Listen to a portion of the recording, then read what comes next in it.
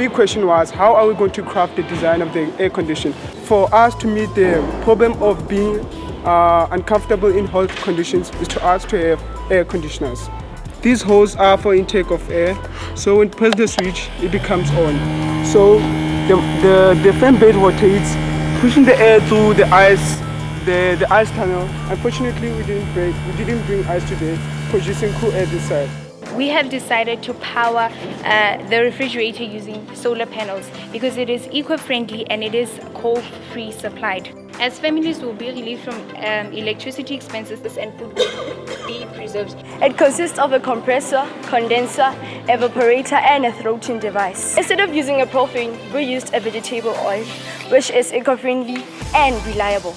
The reason why we've decided to do the electromagnetic light is because we live in a newly established area near our school, which is Kailicha, and they live in shacks and they don't have electricity. Whenever a circle of copper wire surrounds a magnet, it can produce a circular pressure called voltage.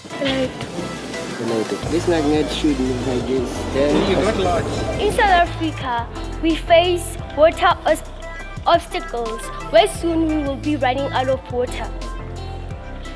This will somehow affect our economy as we will have to buy water from other countries. Most of South African citizens boil or use water to cook on a daily basis and let the steam to go to waste, not knowing that this steam, if collected, could actually be useful water.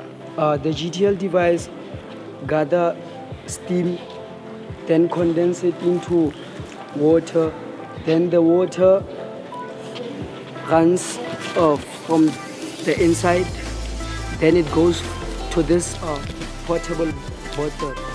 We concluded that this device will save water, and we will use this water for the basis that we talked about.